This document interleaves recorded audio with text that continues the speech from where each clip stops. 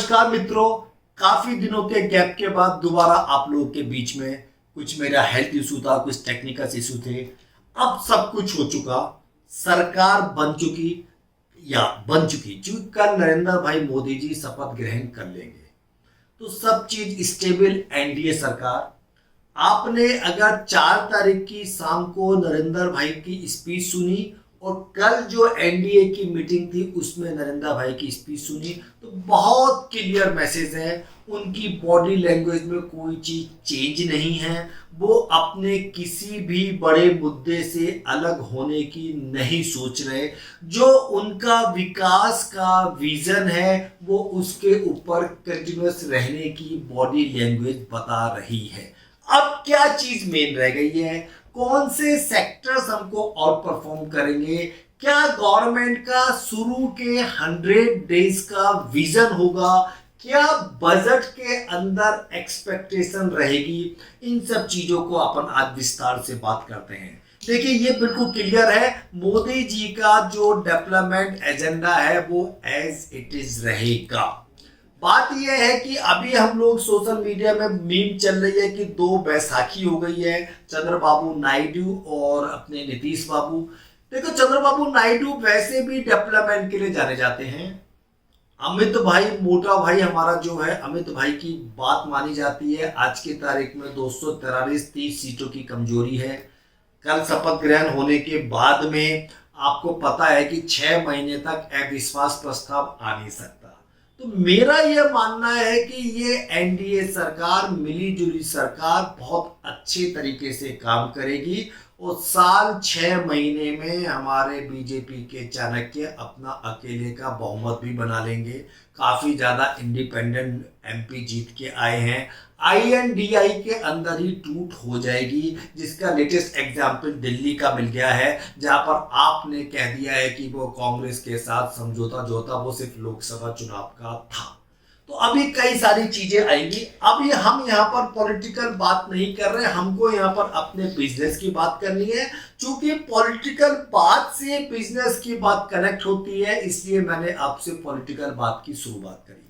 आगे किया तो सबसे क्रूशियल चीज ये है देखने की, मंडे ट्यूसडे को जो पोर्टफोलियो बटेंगे उसमें एफएम कौन है। पहली चीज, फाइनेंस मिनिस्टर का रोल बहुत ज्यादा है, कौन है। दूसरा, दोनों मेन सहयोगी चंद्रबाबू नायडू और नीतीश कुमार जी को कौन कौन सा पोर्टफोलियो दिया।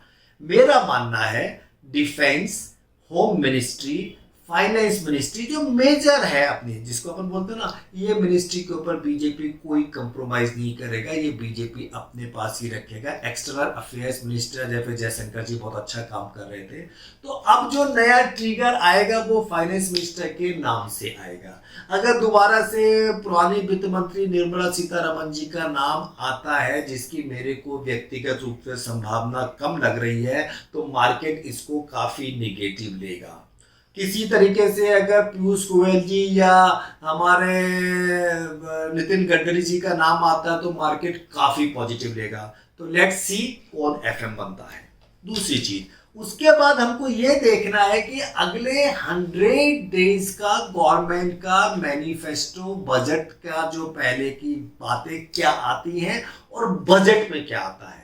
तो उसमें अगर आप लोगों ने ध्यान से सुना होगा, कल नरेंद्र भाई की स्पीच में, कल जो एनडीए की मीटिंग थी, उन्होंने कल भी एक बात कही है कि अब की हम मध्यम वर्गीय वर्ग का ध्यान रखेंगे। ये बहुत बड़ा सेंटेंस है।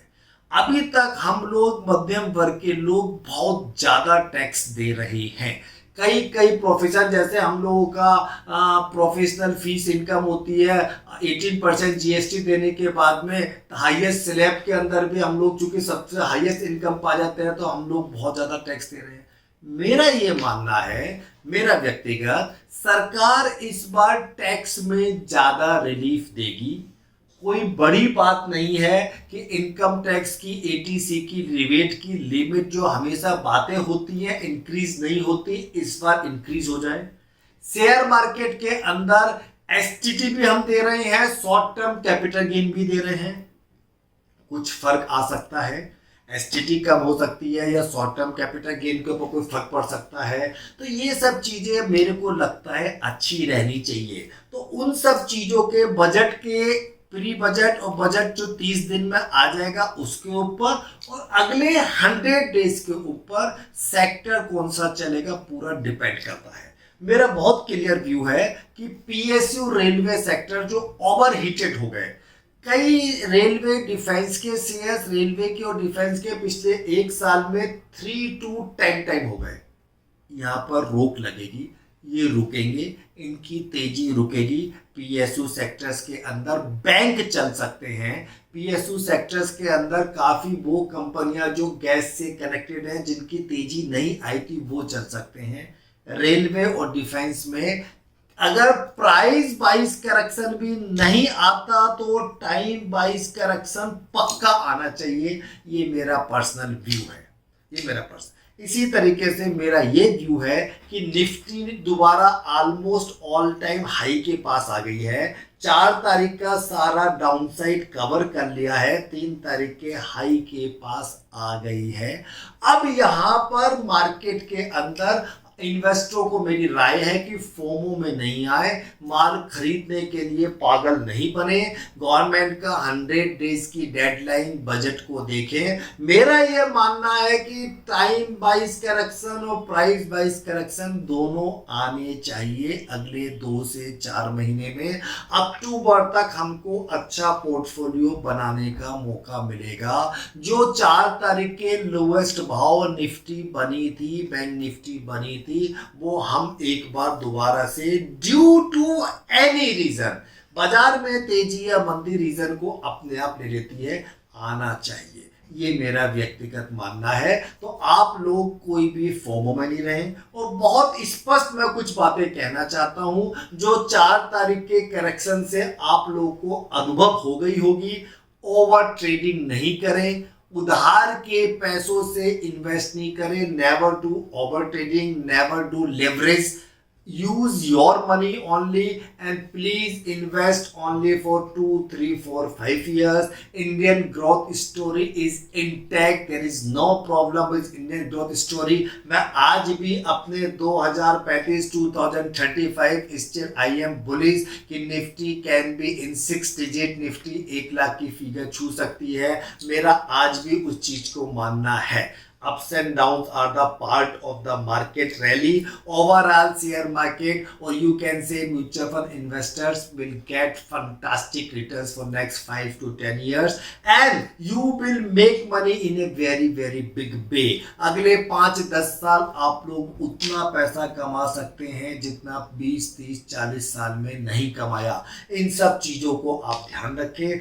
और जो मैं हर बार कहता हूं, अपनी फैमिली में, अपनी न्यू जनरेशन को, अपने आप, अपने बेटर लाइफ पार्टनर को, सबको आप मार्केट की बारीकियां सिखाएं। टेक्निकल स्टडी करें, फंडामेंटल स्टडी करें, ट्रेडिंग स्टडी करें, अपने आप को स्किल्ड अप करें। ये 3-4 महीने आपको अपने आप को स्किल्ड करने के बहुत अच्छे मौके हैं, इन सबको करें। अभी हमारा पूरा वीकली वीडियो अभी हमारा सुधानी एकेडमी के यूट्यूब चैनल पे आ रहा है। अगर आपने अभी तक इस चैनल को सब्सक्राइब नहीं किया है तो कृपया तुरंत से सब्सक्राइब करें। एवरी सैटरडे मिनिमम मैं आप लोगों के बीच में एक वीडियो के साथ आऊँगा। उसके अलावा वीक में बीच में 1-2 छोटी रील भी देता रहूँगा। जो पुराना हमारा यूट्यूब चैनल है वो अभी टेक्निकल एरर से बंद है, तब तक मैं आपके पास इसी चैनल के ऊपर रेगुलर बेसिस पे रहूँगा। नमस्कार, धन्यवाद। आपका अपना राजेश सुरानी।